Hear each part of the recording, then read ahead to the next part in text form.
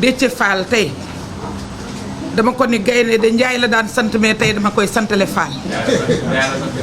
Il est vrai que le président Ousmane Sonko boosté na ko parce que connaissant son franc-parler bi muy def conférence de presse xamuñu lu muy wax waaye bi mu nee daf koy soutenir à 500% man maa ko fekk fii boobu ñu ngi nekk ak avocat yi ne ko on te soutient à 500% et il le mérite. nelawul guddi nelawul bëccëg et lii c'est le gain de l'engagement, de l'abnégation, de la rigueur.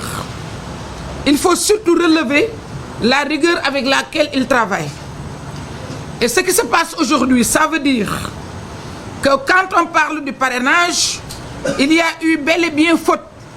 Parce que le parrainage, on n'a pas besoin d'évoquer quelque jurisprudence que ce soit. Le parrainage, c'est inscrit dans une fourchette. Quand on a quelque chose en deçà de tel nombre, tu n'es pas admis. Quand tu as un parrainage au-delà de tel nombre, on te recale. Elle a un parrainage, je dis elle parce que c'est ma sœur Mimi. Et c'est son commandataire, les gens se demandent qui a fauté. Mais c'est simple. C'est-à-dire, affectons la faute à la liste.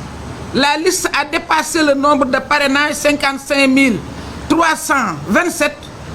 Et avec emphase, ils ont déclaré qu'on peut le faire, comme ce reconverti qui vient d'arriver dans l'islam. Et comme disait Seigne Abdou Aziz Al-Ibn, a prié Tisbar 2 heures en 6 rakas, en disant qu'il voulait se rattraper. Et en disant avec emphase qu'il a même donné 2 rakas au bon Dieu. C'est pas admis, on lui a tout simplement demandé 4. Donc il ne pouvait pas donner 6. Ce qui se passe aujourd'hui, c'est que le mode alternatif, on nous l'a reproché. Et ça me faisait mal, vous pouvez imaginer ma douleur. Quand on a parlé de Yewwi Askan Wi. Et on l'a dit, on avait la possibilité, avant le contrôle juridique, de rectifier.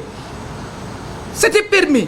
Mais on n'a même pas voulu nous concéder cette possibilité. Et les gens qui parlaient, qui disent qu'ils ne sont pas politiques, effectivement, nous refusaient cette faveur. Et on avait bel et bien la possibilité de rectifier.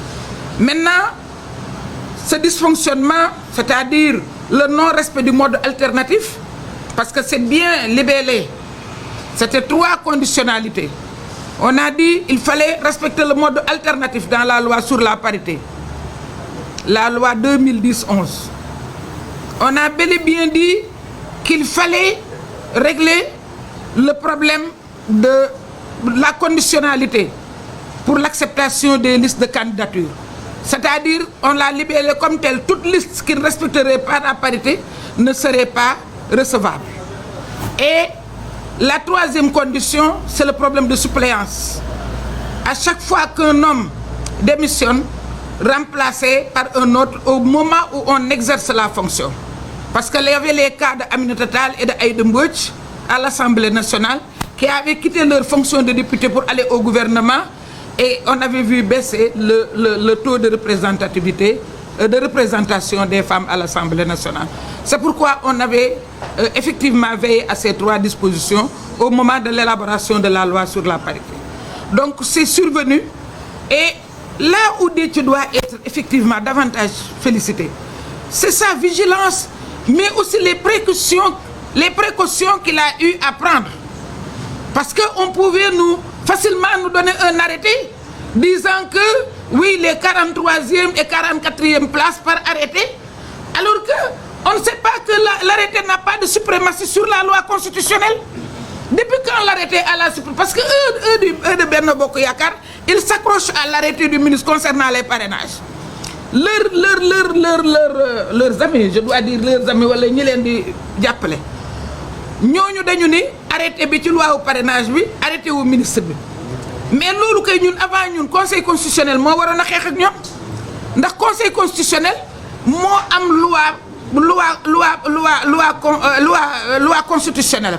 Loi constitutionnelle bi def ni soo dépassé benn parrain loi liste bi day irrecevable mooy seen mandataire bi ñu koy woo dafa waroon a ñëw rek ñu ni ko jëlal say bagage sa liste dafa irrecevable waruñu ko sax may possibilité pour muy nekk di càmbar ak ñu naan 20 doublon la fu ñu amee doublon te ñoo jëkk a déposé donc aujourd'hui li nga xam ne moom la ñuy nawee Déthié ñu ngi lay gërëm véritablement ku liggéey ñu d'accord ne liggéey nga parce que nag wax dëgg yàlla man de amoon naa lu ma naqari torop ndax man defoon naa du ma bokk ci benn coalition ñu koy sikke problème mu parité dégg naa ci lu nekk nag ndax léeg-léeg ngeen attaqué ma seen parité bi ngeen fi indi waaw mais comme que yàlla dogal na ba mu defee fee itam problème mu borom courrier rek ak borom koko yi ñu ni lu waay sàcc na ko wan borom koko yi sàcc koko ñu di ko borom courrier di ko reetaan ndekete moom sàcc na cour gaa yi gis nañ ko mais waxuñu ko dara mu reetaan ba sonn ñu daal di ñëw ni ki sàcc cour yaa ngi nii moom it mu war a wan na cour yi donc borom koko yi amatul benn problème donc vigilance bi nga def mooy balaa ñuy jël benn arrêté ndax ñoom nu leen neex la ñuy defee arrêté yi yëpp nag conseil constitutionnel parce que ñoom ñoo xam ne ñoom ñoo yëpp conseil constitutionnel ndax conseil constitutionnel mënuñu ko reléguer au second plan ba arrêté wu ministre nga xam ne décret sax président de la république a koy jël mais arrêté boo xam ne ci ministère bi la yem ñu ne arrêté boobu moom moo ëpp daraja loi constitutionnelle loolu vraiment yebaate la te ñoom bu ñu amee ku leen yëpp kooku moo leen yëpp kooku def arrêté bëgg ko def donc yaakaar naa ne lii dogalu sunu borom la nañ ko delloo ci yàlla parce que di reetaane ndekete yow am nga loo toogaale day wane aussi parloo day wane ni bu ñu gënee gasaat sax est-ce que du ñu gisaat leneen est-ce que yow doo delluwaat parce que nag ñii contrôlé wuñu seen liste ñoom dañu acharné wu rek ci liste opposition bi lu ñaaw opposition bi la lu bon opposition bi la lu correctul opposition bi la ñoom seen liste moo baax moo jaadu moo normal moo am farata amul bàkkaar maa ngi leen di gërëm di leen sant je vous remercie. Merci beaucoup. Voilà, pour vous remercier.